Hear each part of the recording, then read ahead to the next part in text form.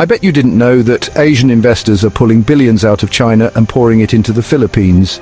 This dramatic shift is rewriting the rules of the region's financial game and opening doors to a new era of opportunity. The winds of change are sweeping across Asia's financial landscape. In boardrooms and trading floors from Tokyo to Singapore, a new conversation is taking shape, one that questions old assumptions and seeks out fresh opportunities. The region, once defined by a single economic giant, is now witnessing a dramatic realignment. For years, global investors followed a familiar current, pouring resources into China. But now, the world's attention and capital are shifting, seeking new, more promising destinations. This is not a trickle. It's a deluge. The scale and speed of this transformation are sending shockwaves through markets and boardrooms alike. The Philippines, long an underdog, is flexing new economic muscle. Skyscrapers rise and a new generation powers a digital revolution. Optimism is palpable, ambitions are clear. Fund managers are redrawing their maps, seeking stability and growth. The Philippines offers open markets, improving governance, and a hunger for innovation. As dawn breaks over Manila, a new chapter in Asia's financial story begins, one filled with promise, potential, and the hope of a brighter tomorrow. For decades, China was the world's economic miracle, a nation that seemed unstoppable as it transformed from rural poverty to a global powerhouse. Its cities soared skyward, its factories powered the world, and its growth rates left rivals in the dust. But now the dragon's stride has faltered. The once relentless momentum has slowed, and cracks are beginning to show in the very foundation of China's economic model. The catastrophic property crisis, ghost cities, unfinished towers, and collapsed giants like Evergrande, has shattered confidence. What was once a symbol of prosperity has become a cautionary tale, with millions of homes sitting empty and developers drowning in debt. Consumer spending has plummeted, and local governments, once flush from land sales, now struggle to fund basic services. The ripple effects are being felt everywhere, from empty shopping malls to delayed public projects. Foreign investors see a high-risk environment where stability has evaporated. Uncertainty now overshadows the promise of easy profits, and global capital is growing wary.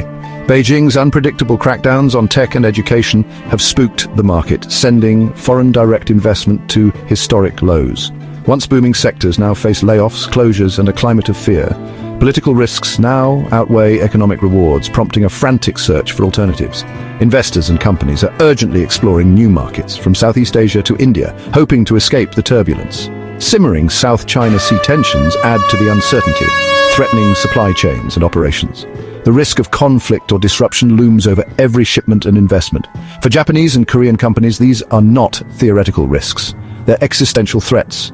Their factories, supply chains, and futures are all on the line as the region's stability wavers. The combination of a slowing economy, volatile property market, and rising geopolitical tensions has created a perfect storm. The world is watching closely, as the fate of China's economy could ripple far beyond its borders. Investors are looking for the exit, and the world is left to wonder, can China weather this storm, or is this the beginning of a new era of uncertainty? As China's risks mount, investors are turning to the Philippines, a nation rapidly rewriting its economic story. Powered by a young, dynamic population and strong consumer spending, the Philippines is less vulnerable to global shocks. Its renewed alliance with the US and Western powers offers security and predictability absent in China. The Build Better More program is transforming infrastructure, reducing business costs, and making the country a regional manufacturing hub. The World Bank and IMF project the Philippines as one of the region's fastest-growing economies. Sound policies, a stable banking sector, and new laws liberalizing key sectors are drawing in foreign capital. Investors aren't just fleeing China, they're running toward real opportunity. The Philippines is no longer a potential story. It's a growth story happening now. The world is witnessing a major shift as capital and industry move out of China. What started as quiet discussions in boardrooms is now a visible exodus, with factories closing and shipping containers heading for new destinations. Companies are rethinking their strategies and supply chains in real time. Asian investors, especially from Japan, South Korea, and Taiwan, are leading the way, adopting the China Plus One model. They're seeking safer, more reliable places for their capital, building resilience against geopolitical risks. Japanese manufacturers are expanding in the Philippines, drawn by a skilled workforce and government incentives. The The country's focus on education and training is paying off. Major investments in automotive and electronics are making the Philippines a key player in global supply chains. South Korean firms are investing in renewables and digital infrastructure, seeing the Philippines as a launchpad for innovation. The Philippines-US alliance reassures investors, offering both economic and strategic security.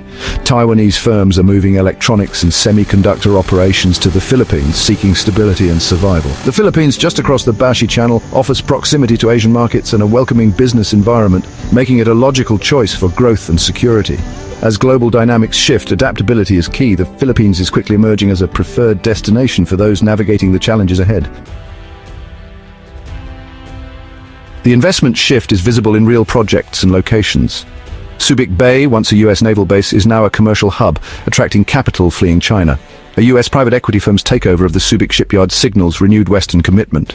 Taiwanese shipping giants are developing new cargo terminals, betting on the Philippines as a logistics hub.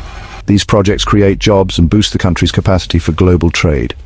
In Clark Freeport, Japanese and Korean firms are expanding aerospace and electronics operations. The quality and complexity of manufacturing in the Philippines are rising. Global tech firms and data centers are choosing the Philippines for its legal protections and IT talent. The flow of both digital and physical capital is being rerouted. The Philippines' economic appeal is tied to its bold foreign policy, especially in the West Philippine Sea. By defending its rights under international law, Manila sends a message of stability and respect for rules. This stance has solidified alliances with the US, Japan, Australia, and Europe, creating a geopolitical safety net. Investors see a nation backed by a coalition of democracies, reducing perceived risk. In contrast, China's unpredictable environment deters foreign business. The Philippines' commitment to international law signals a predictable, transparent business climate. This predictability is priceless for multinationals planning long-term investments. The country's courage has enhanced its reputation and made it a more attractive partner. In this new era, democratic principles and rule of law are among the Philippines' greatest economic strengths. The Philippines is now seen as a key strategic partner, reshaping Indo-Pacific trade and investment. Japan has elevated the Philippines to a top-tier partner, reflected in major infrastructure projects and resilient supply chains. Australia's new strategic partnership opens doors for cooperation in defense, trade, and critical minerals.